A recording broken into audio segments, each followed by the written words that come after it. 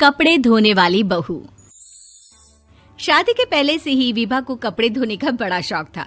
कभी नल के नीचे तो कभी तालाब के पास। अरे मेरी नीली वाली लुंगी नहीं दिख रही है। विभा की अम्मा, कहाँ रखी है लुंगी? अरे वो तो विभा ने परसों ही धोकर रखी थी आपकी अलमारी में, देखो वहीं होगी। वो ना मैंने आज धो दी, मुझे लगा कि गंदी हो गई होगी। अरे कैसे गंदी हो गई थी? उसे तो मैंने पहना भी नहीं। हे भगवान, इस लड़की के कपड़े धोने की आदत से परेशान हो गया हूँ मैं। जितना तो घर में राशन नहीं आता, उससे कहीं ज्यादा डिटर्जेंट पाउडर का खर्चा है। इसकी शादी करवा दो, शादी जाए अपने घर में ही करे काम, फिर चाहे घर के कपड़े धोने हो या पूरे गांव के। हाँ ठीक बोल रही हूँ, देखता हूँ मैं कोई लड़का। वो दिन भी आ जाता है जब विभा को देखने लड़के वाले आ जाते हैं। लड़की मुझे अच्छी लगी। होने वाली सास कहती है, बेटी अगर कुछ पूछना है तो पूछ लो। वैसे तो हमारी लड़की बहुत ही शर्मीली है, जो बोल दो वो मान लेती है, इसे क्या पूछना होगा। अरे कैसी बात कर रही हो माँ, मुझे इन लोगों के घर रहना है, सवाल तो कई है। हाँ हाँ बेटा, पूछ लो ना, क्या पूछना है।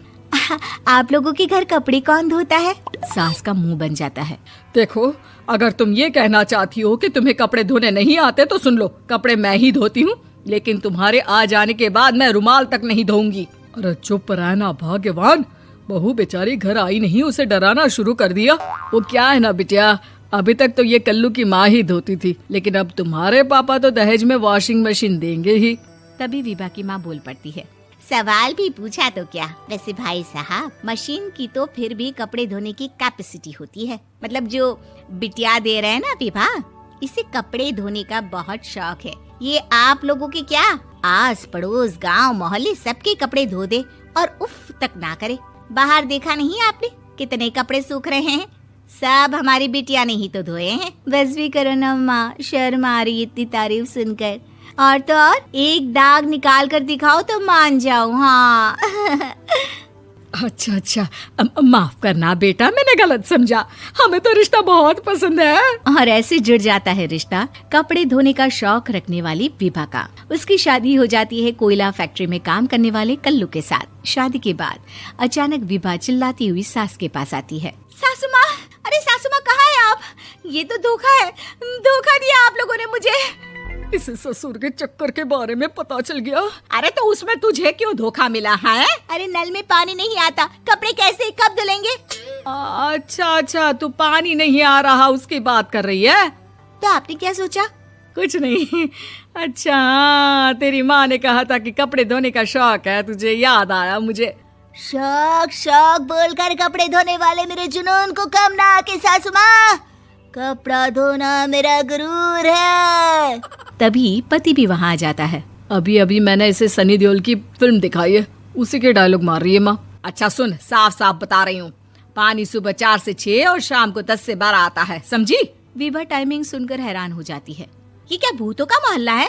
सुबह 4 बजे उठकर कौन कपड़े धोता है? 4 बजे टंकी में पानी जाता है, फिर सारा दिन धोना ना, किसने मना किया?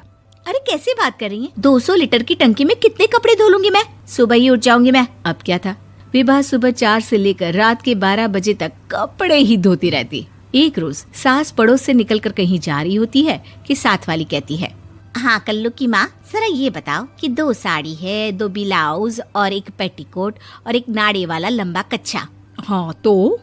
अरे तो क्या, कितना लोगी धुलाई ये बताओ। धोबन दिख रहे हैं हम क्या?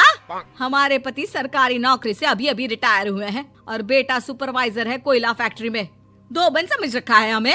हाय रे कल्लू की अम्मा, माफ कर दो, वो तो मोहल्ले में यही सब बता रहे थे कि तुमने बहू को कपड़ा धुलवाने के काम में लगा दिया है। सास को पड़ोसन की बात सुनकर गुस्सा आ जाता है। वो घर पहुंचती है जहां घर के बाहर ही इतने सारे कपड़े सूख रहे होते हैं जितने कि किसी धोबन के घर पर। अरे ओ कल्लू की दुल्हन, बाहर निकल।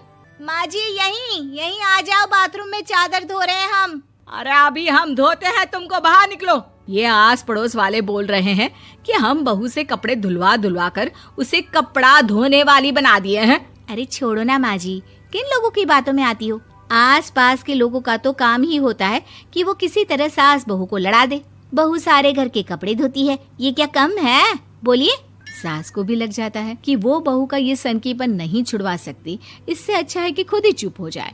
एक रोज सास और बहू मंदिर जाते हैं, जहाँ सास की साड़ी वहाँ खड़ी भीख मांगने वाली से मिलती है। माँ जी क्या बात है, आपकी साड़ी उस भिखारन से कितनी मिल रही है ना? हाँ हाँ देखो तो, दोनों की साड़ी मिल रही है। क्या बात है कल्लू की अम्मा, तुम खुद को तो अफसर की बीवी बताती हो और ऐसी सिंपल सी प्लेन साड़ी पहनकर घूमती हो। सिंपल और प्लेन नहीं है ये साड़ी। तो क्या सोने के धागे से फूल बने हैं? कुछ भी सासू माँ, कुछ भी। हाँ बने थे इस साड़ी में सोने के धागे से फूल। मेरे पति लेकर आए थे मद्रास से स्पेशली मेरे लिए 10,000 की। ताहे भाई साहब इस भिखारन के लिए भी सेम टू सेम साड़ी लेकर आए होंगे 10,000 की। सास उस वक्त तो कुछ नहीं कहती, लेकिन बहू के साथ घर आती है और अलमारी से एल्बम निकाल कर लाती है। ये साड़ी देख रही है, ये वही साड़ी है जिसे मैंने अभी पहना था। इस साड़ी में ये जो चमकदार फूल दिख रहे हैं ना, ये सोने के धागों से काढ़े गए हैं। लेकिन तू लोकल वॉशिंग मशीन ब्रश से घिस घिस कर सारे फूलों को निकाल कर साड़ी प्लेन कर दी। मुझे माफ कर दीजिए सासू माँ। और तो और, जब मैंने तुझे तेरी गलती के लिए कुछ नहीं कहा, लेकिन तूने तो सबके सामने मेरा मजाक ही बना दिया। क्यों? बहू को समझ में आ जाता है कि अब से उसका कपड़े धोना बंद।